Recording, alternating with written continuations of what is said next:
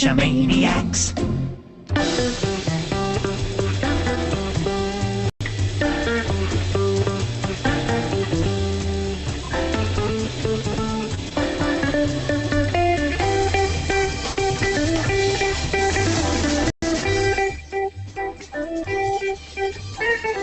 GeoGearHeads. I'm the bad cop, and always I'm excited to be back with Daryl W4 for the 67th installment of the GeoGearHeads. In this show, we'll be talking with Rich Harmon about the tPod line of thermoelectric power generators. This is cool, or should I say hot technology, that really intrigues me. Yeah, that's pretty bad fun from the bad cop there. Well, we also have a bunch of hot shows in the queue. Next week, April 18th, is the first Your Gear show, and we're planning for that to be an exchange of gear from the GeoGearHeads audience members. So for that, we really need you to call or write in what gear you're using for geocaching and how you're using it. Even better, we'd like to get a couple of you with Google Plus accounts and a good VoIP-style headset to join the conversation live in the Hangout. If you can join us at 9:10 p.m. Eastern on the 18th, message us through Google Plus, and we'll get it set up. Otherwise, you can call in with your gear at 206-350-3647 or email geogearheads@cachemaniacs.com. That works for all the feedbacks, including comments and questions for episode 69 with 13 Haish, and I hope I got that right, on April 25th, or May 2nd's episode 70, Geosphere 3, Tips and Tricks. So that's the next 3 weeks of shows to plan your calendar to watch live and send in your feedback. That's right. Now, don't forget, we have a travel bug race going on even as we speak. Just this week, I saw a blog post from DeBear, and he writes, I'm putting on the finishing touches on 4 travel bugs that I'm entering into the GeoGearHeads Travel Bug Race 2013. They're late entries, but I have high hopes for a first place finish. A point is awarded for every unique geocacher that discovers them. So, like any good car driver, I'm hoping for traction in the corners and power in the straights.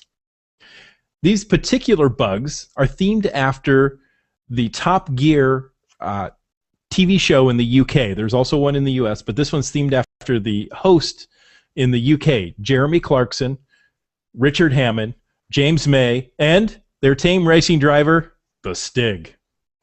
Now, some say DeBear is not a car guy and that he can't see the color yellow. But despite that, Top Gear UK is one of his favorite shows of all time. So it seemed fitting that he do a theme for a travel bug race. Not to mention that the cars were on sale at Wally World. He says, I'm going to send these on their way soon. If you see these bugs out in the wild, please discover them online, then pass them on to the next geocacher as fast as you can. And on that bombshell, it's time to pass the show back to Daryl. Oh, thanks. And we usually don't do this on GeoGearHeads, at least outside of a randomized edition. The Michigan Geocaching Organization awarded Firefly03 and I the Silver GeoCoin Award for 2013 for our podcast, GeoCoins, events, and generally for our contribution to geocaching. Now, my thanks to Migo. We are truly honored to be recognized. And my thanks to all of you who watch or listen to the shows, and to you, Bad Cop, for helping feed the latest version of my podcasting and geocaching addiction. Oh, it's always a pleasure to help feed an addiction. Wait, that maybe didn't come out right. Anyway. I was gonna say, I don't think that means what you think it means. Now, we are excited to have Richard Hammond from Telex Corporation. Now, Rich, it's a pleasure to have you on the show. Thank you. Thank you for inviting me. You know, what got you thinking about thermoelectric power? Well, I've been working at Tellurix for more years than I care to admit. But I've been with Tellurix for just over 16 years. And we manufacture thermoelectric devices, and it's, for those not familiar, it's a solid state solid-state device that uses two different types of crystal that generate electricity, just like a thermocouple in a furnace. It works on that same principle. It's just an exotic material, and there's a lot of them. And the same material, when you pass a electric current through it, will pump heat. So it's a solid-state heat pump. It's a fun product to work with. We do things like the automotive cup holders that are heated and cooled. That was a product that we introduced to the automotive industry. And also there's a lot of medical applications for the cooling. But the power gen has been back in the limelight, and I've been working with these products for quite a while, and the real tipping point for me for the power generation was that I was invited to put together a display for a traveling Smithsonian exhibition called the Design for the Other 90%. The concept being that 90% of the products are designed for 10% of the population. And they decided, they asked us to turn that on its head, where let's design for the other 90%. And I've been working on high-efficiency cook stoves for the developing world, where I believe the number is about 3 billion people in the world cook over open fires every day. And they have access to cell phones and mobile phone technology, but they have no electricity. So I was trying to think of a way to charge cell phones using their standard cooking fire. And I came up with what we called the World Pot, which was based on a tea kettle, and we could harvest the heat from a cooking fire, generate enough electricity to run a mobile phone, and I was using water as the heat sink, so that there was a place to dump the heat, and at the same time they were charging their cell phone, they could be sterilizing water, cooking tea, and that sort of thing. So that's kind of the broad picture of how I got to where we're at now. Wow. And I do remember seeing that World Pot a couple of years ago, thinking what a great idea that was back then. Is that still something that's evolving, or is that kind of a product that's been placed on the back burner now? It's evolving. The biggest challenge for a product like that is the distribution into the developing world. It's unlike any distribution channel that we in the West understand, and the challenge there was, we had a working model. We knew we could make this thing, but it was getting it to customers that was the big challenge. And I'm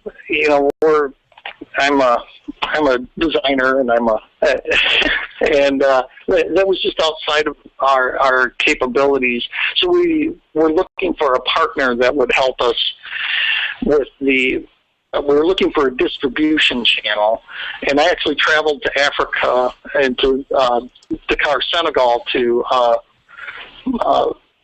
a conference to try to find these distribution channels, and we've actually just begun partnering with a company that I believe will be successful with.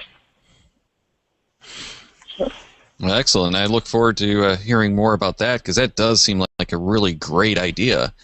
But that's not what the tPod is exactly, which is designed more for a more familiar market. So why don't we get into that, since that's what we're actually talking about tonight, and what we're kind of interested in as geocachers, campers, hikers, is the versatility that this gives us, and just in part the coolness factor. Yeah, part of the development when I was working on the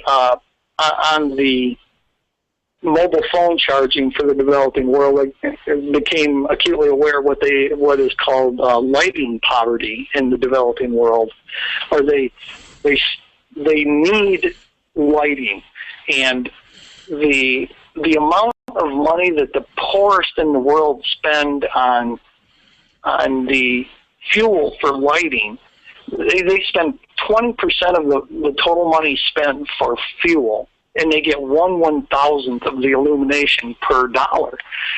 And knowing the challenge of trying to introduce something into the developing world, we decided it would be best if we designed a product that provides lighting that would be accepted in the developed world, and we could grow that product and then introduce it into the developing world once we got our feet under us with it. So this is very much designed for the U.S. market. It's highly stylized.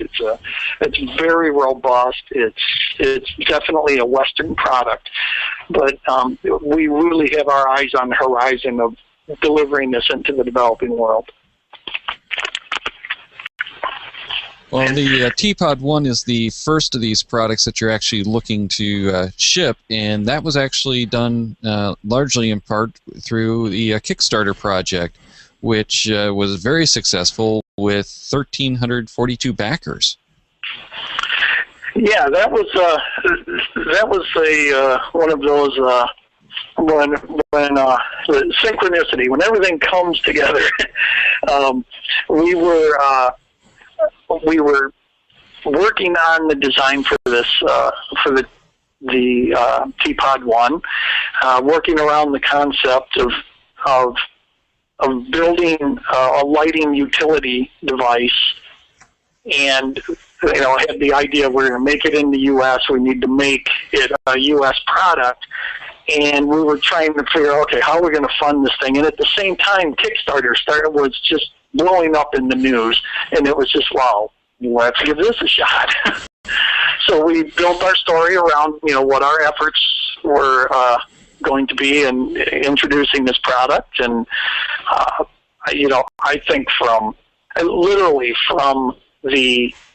concept to making parts on a production line was 9 months. It was just like a baby. We had the idea.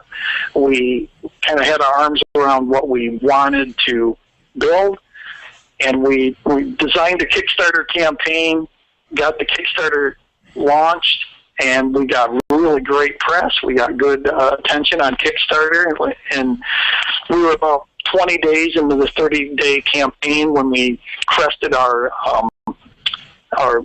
goal of $85,000 of funding, and then it was kind of a phenomenon. After it was reached funding, I think a lot of people jumped on like, oh, okay, they're going to make it, and then so we actually the last week or so, it spiked. We ended up with 111,000, nearly 112,000 all told, and it was a fun ride. It was every day we would be logging on in the morning, and there were bets like every day. We're gonna top this many people. We're gonna top this. The coffee bets every morning. So yeah, it was a lot of excitement.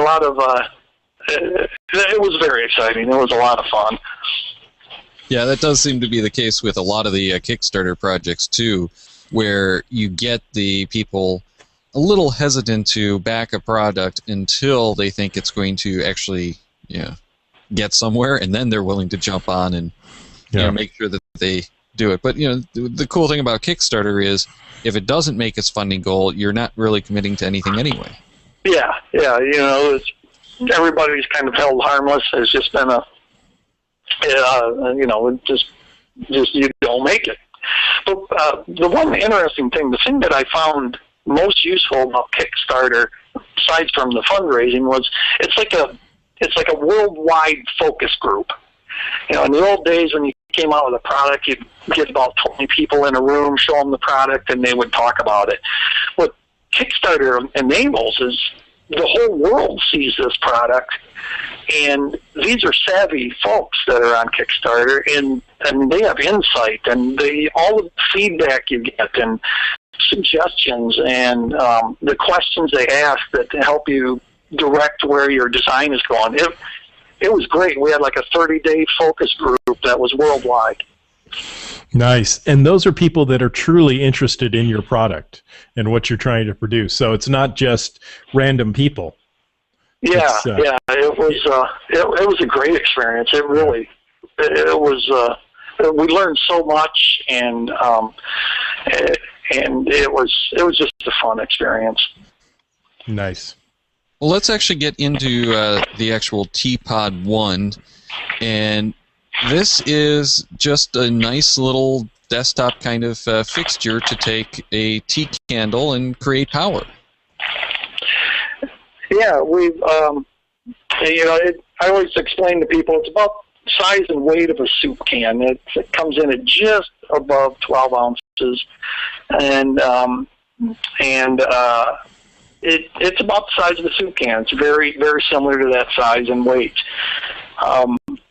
And the nice thing about the design and the candle, unlike like most torches, camping torches that you take out, or lanterns that you take out, you either have to have a pile of batteries with you. You get it out and you put fresh batteries in if you're going to go camping.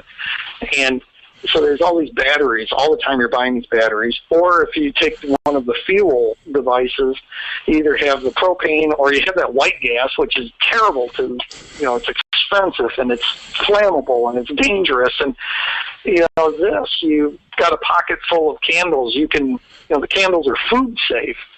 Mm-hmm. And you can carry them in your pocket. And a candle lasts about 3.5 hours. You have lighting that is, it's environmentally friendly. You can make them out of beeswax and palm oils, or, the paraffin wax ones are really inexpensive. And they're safe, and there's not a lot to pack. They're 10 grams for a candle. And you can have a week's worth of lighting for the evening in 7 candles. It's about 35 cents. It's just a great platform to work around, and it's safe.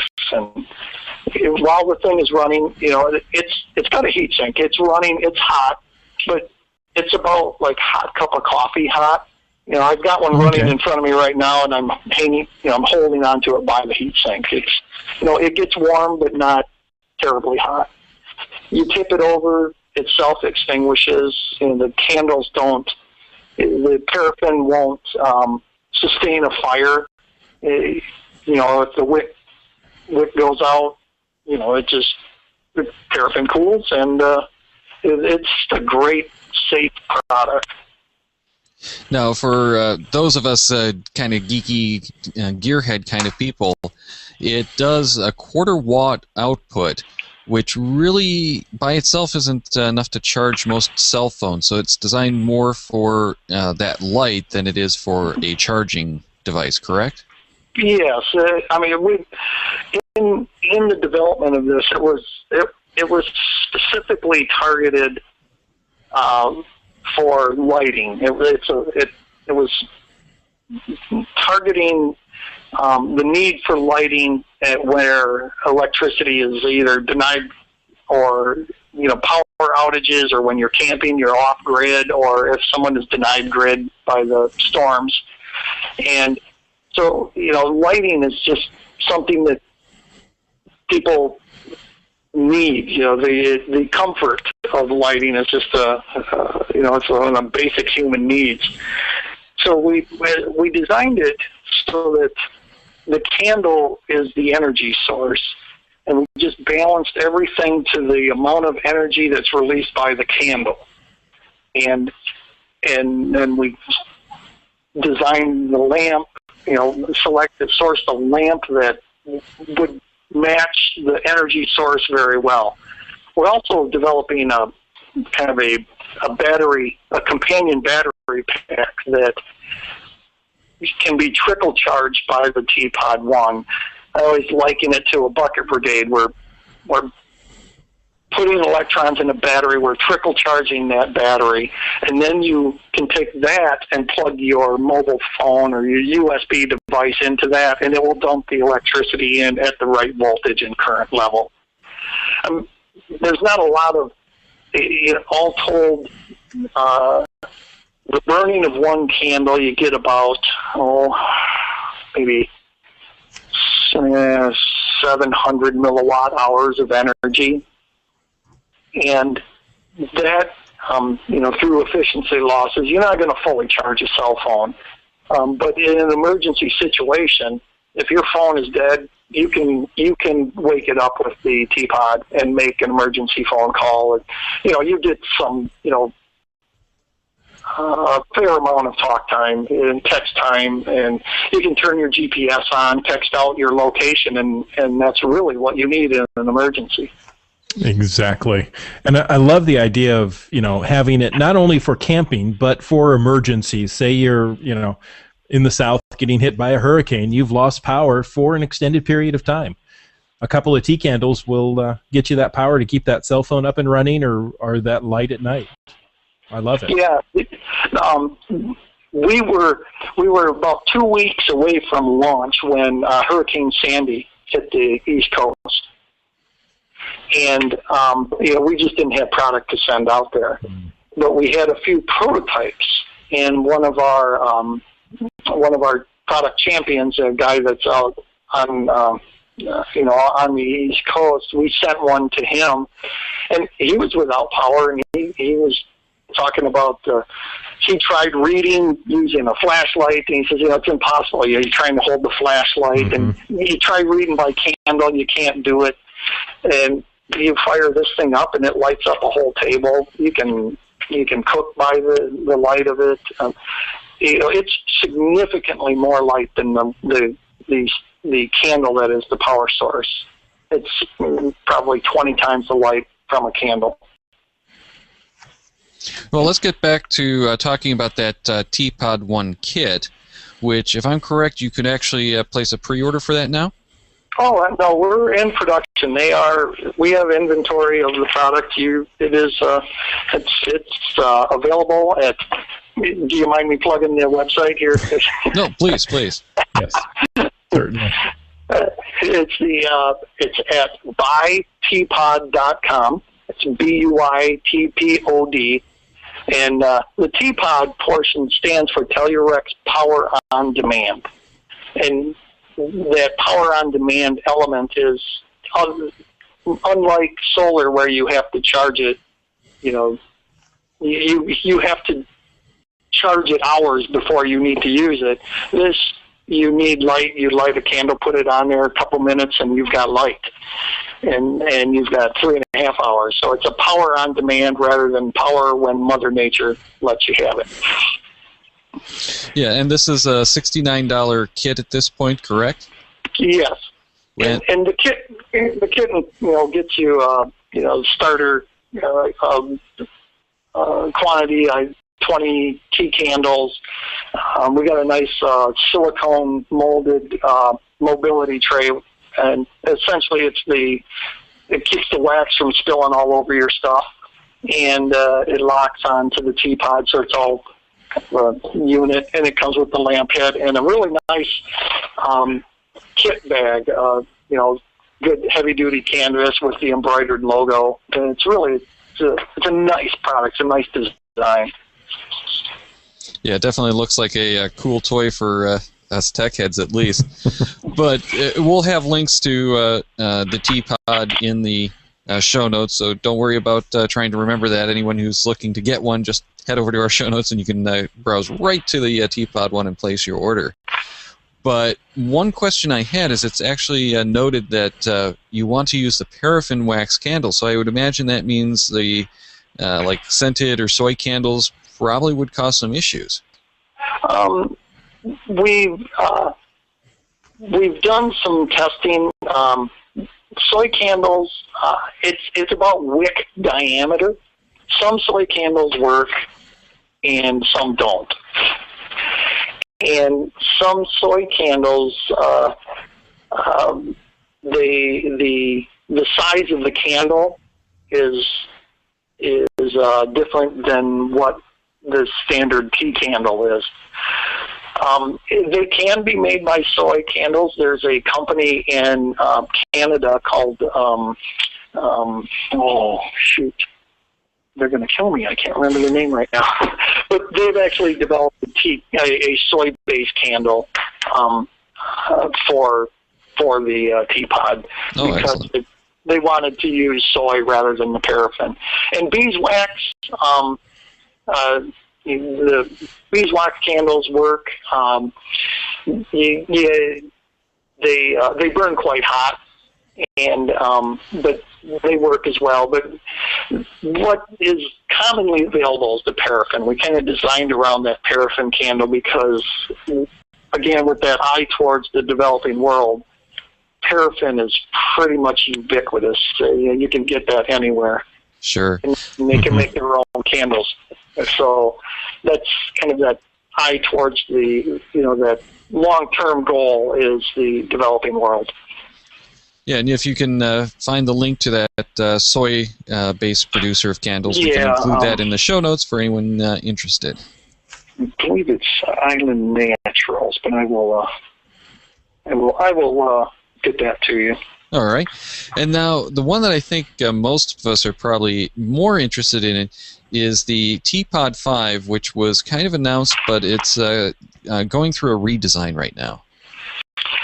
Yeah, just as the tPod 1 is designed specifically to address the need for lighting, we also, the next step is that the tPod 5 is designed for mobile device charging. It takes a larger fire. The candle, there's just not enough energy released from a candle to charge a cell phone, but there is from a cooking fire. So that is designed to go over like the backpacker's rocket stove, small, they're 34 millimeter burner diameter. And it's designed to match that quite well, so that you can plug your cell phone into that, and it really doesn't know it's not plugged into a nuclear power plant. It just recognizes it as a power source. And a dead one, you can talk on it directly. You can charge a tablet. It's really designed for mobile device charging. As far as power generation goes, there are generators available. They start, commercially. You can buy like a 1600 watt gas generator, and then up to, from there up, there's power available. It's that anything below that, there's just nothing available. Well, that's what we're introducing products that fit specific needs: lighting, mobile charging, and we have other products in the future targeting other needs. Nice. And this is small enough and portable enough that you can stick it in your backpack and use it. Carrying around a generator when you're camping isn't really practical, especially if you're doing any hiking. Yeah. And the redesign, the redesign that we're working on just greatly improves the look of the device and the utility, and we're shrinking it down, and it's a very nice redesign. The tPod 5 that is also available for sale on the buytpod.com website. That's our, what I would call the beta version. We built it, got it working, put a rudimentary housing around it, and released it because we had parts we needed. We had everything in place for that, and then it's available for sale. We got the tPod 1 launched, and now we're turning our attention to that tPod 5 and improving that product. So that tPod 5 is available on your website. I see it's $139. Yes. Yes, and that's a great and that price. one's available. Our inventory right now, I think we're down slightly, but we actually have we're restocking, and and it's available. Yes. Now, this model, since it's a little larger, can put out more current, correct? So we're talking Yes. 5 volts at 500 milliamps? So about Yes. twice of the tPod 1? Well, no, actually, that's 2.5 watts. It's about 10 times. Oh, nice. Yeah. Nice. It is. That one was designed to look like a USB outlet. It looks to devices. It looks just like it's plugged into one of those little wall transformer USB devices. Mm-hmm. Yeah, that was the goal of that was mobile device charging. Mm-hmm. So now, Rich, we have people that listen to our podcast, not necessarily watch. How big is this unit? The tPod 5. Oh, geez. Yeah, I'd say it's about, say, 6-inch diameter and 4 inches tall. Okay. Generally, it's. I always try to liken it to, it's round and it's about half. It's about the size of one of those coffee cans, only half as tall. It's just kind of a big round gadget. It's very utilitarian. I mean, it's not a stylized design. It's a tool. That one was. Because of the power output and the actual usefulness of it, it didn't require the stylizing. But we're circling back around and cleaning it up and making it it'll be a beautiful product when we're done. Exactly. And so you're in the redesign phase, and you're going to launch that Kickstarter campaign to help you with that as well, correct? Yeah, we've begun the redesign. Have a terrific industrial designer that I work with that just has a great eye for style. It's aligned CAE. It's aligned CAD assisted engineering. He's just a great product designer, and we collaborated on the tPod 1, and he's helping us with the tPod 5. We've been sending back and forth pencil drawings and renderings and CAD packages, but it's coming along really nicely. Our plan is to we'll decide on the style and build prototypes and get some rapid prototype housings made so we can really measure what it's doing while it's in its final configuration, and then launch our Kickstarter program. And what we want to do with this Kickstarter is really just offset, make sure we get enough pre-orders that we can get the price breaks on the minimum order quantities. Very, very cool. I have the feeling this is the one that a lot of our listeners are actually going to be interested in. And it's a little bit bigger, but has the power. So if you're out there, geocaching and need to charge up your phone at night or in the morning, you can do that. But here's a question that I think would be really cool if it is possible. Could you do something like heat the water for your coffee in the morning while you're using the tPod 5?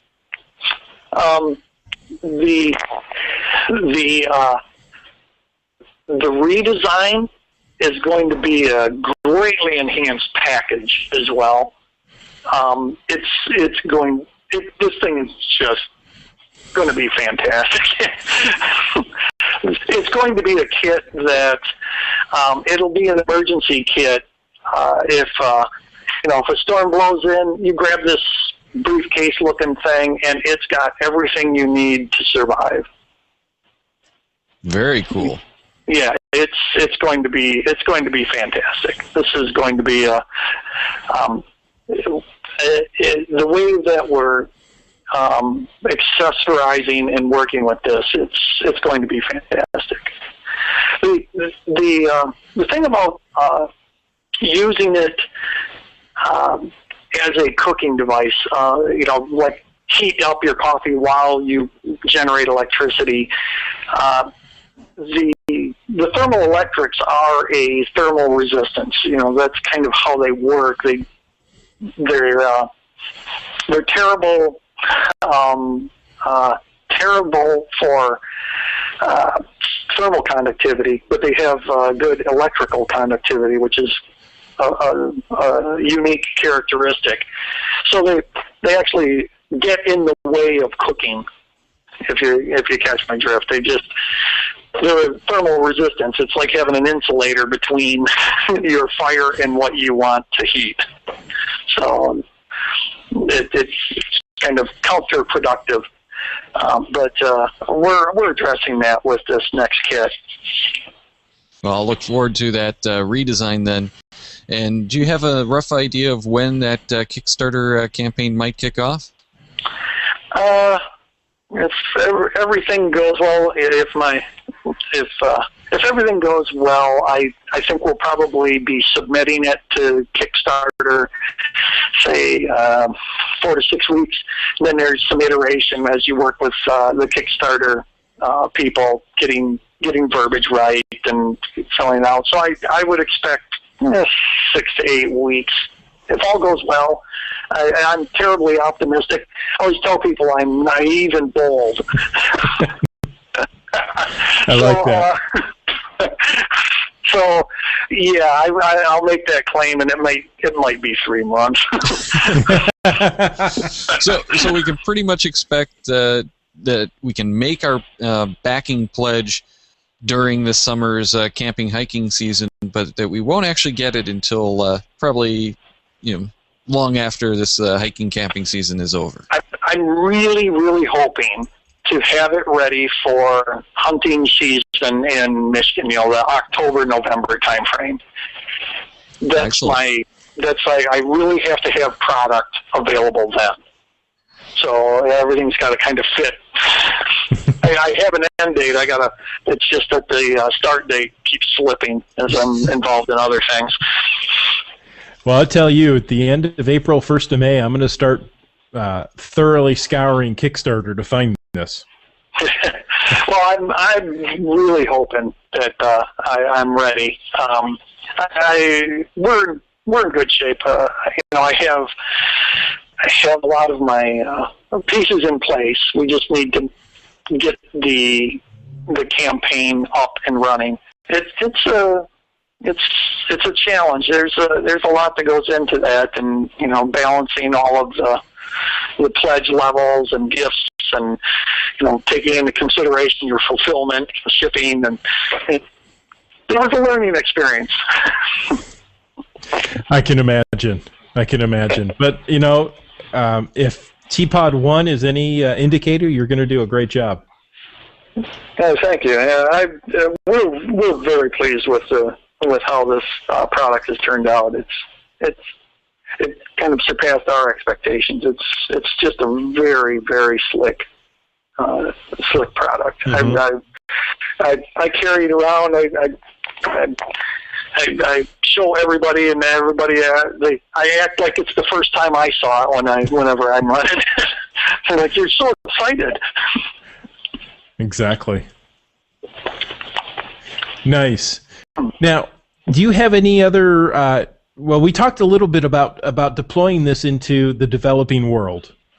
You have a concept here that you call a utility in a box. Do you want to talk about that a little bit? Yeah. I kind of keep pointing out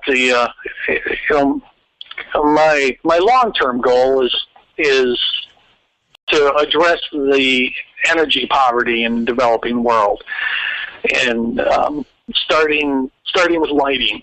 The need for healthy, clean lighting is just tremendous. Most of the world uses kerosene for lighting, kerosene torches, and it's extremely expensive. It's subsidized by the governments, and it's causing just the issues that it causes are just enormous, from cataracts, emphysema to keeping people locked in poverty. Mm-hmm. So with the tPod 1, I came up with this idea of introducing a utility. It would be, as we think in the U.S., we think big power plants and we can solve a lot of problems. Well, it just doesn't work in the developing world. They're too remote, and there's not strong centralized governments that can keep control of the power plants. So what I came up with was an idea where I could put a quantity of these that was appropriate for a village, and it comes out to about, some of these remote villages, 10 households would be the number. And what I've done is it would be subsidized in a way that this utility in a box would be taken to a village. Included in the box are candle making tools, the double boiler and the wicks they need, and a starting quantity of wax so that there's enough to get the candle factory up and running without the capital expenditure on the village's part. So the village would own the utility. It'd be like there are farmer cooperatives are quite common, and it's a really common idea of this cooperative. So there'd be an energy co-op where the lamps would be distributed in the village. They could start manufacturing their own candles so that the supplies chain is pre-filled.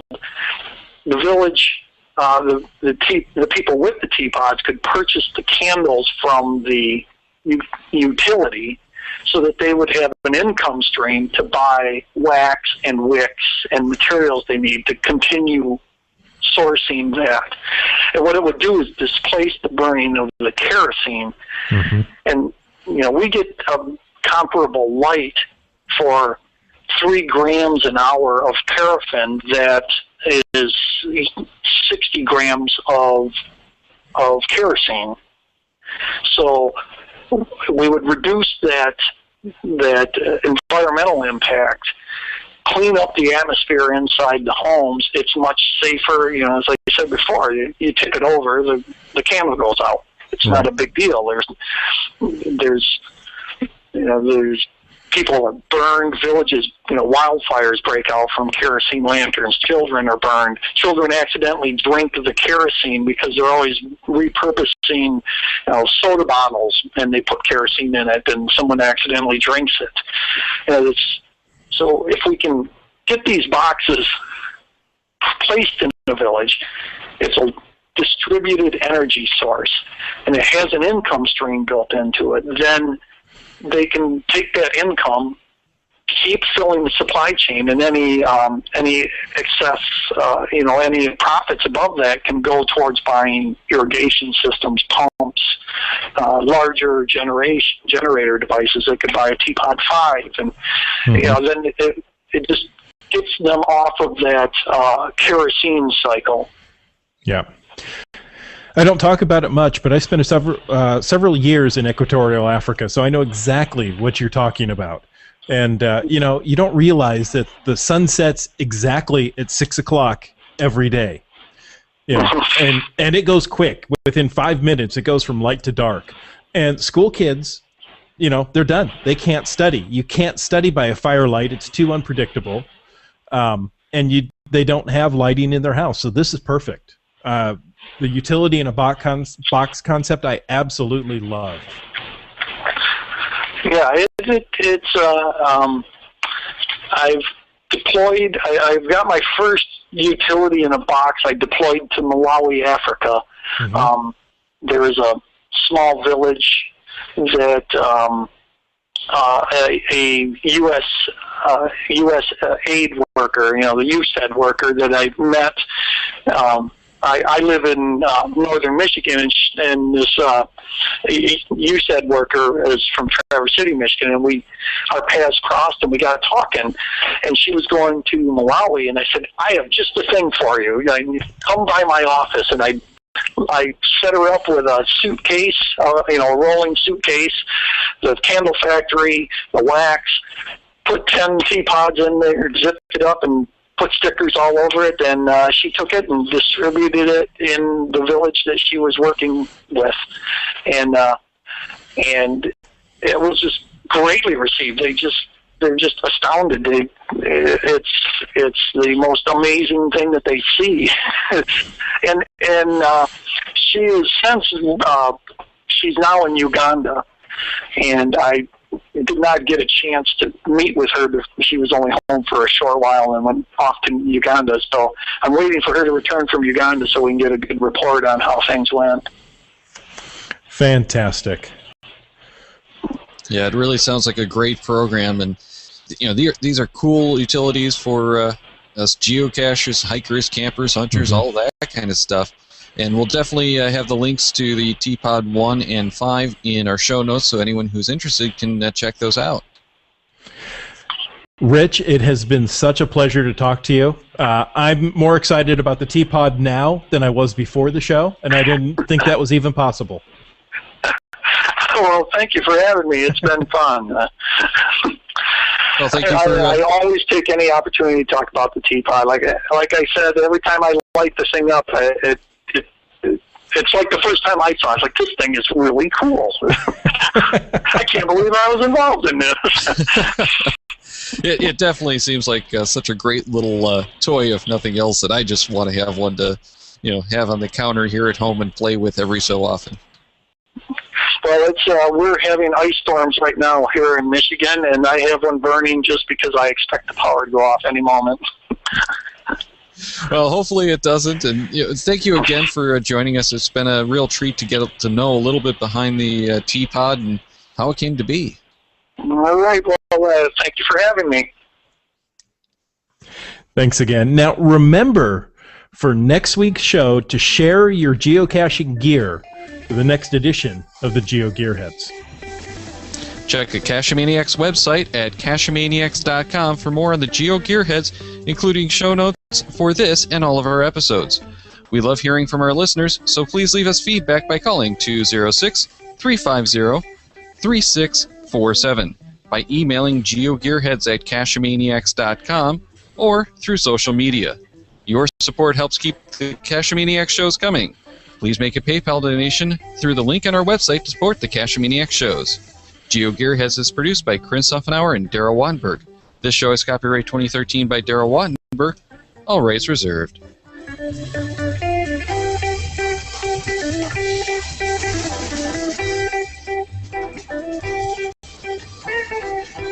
Cash with the Cachemaniacs.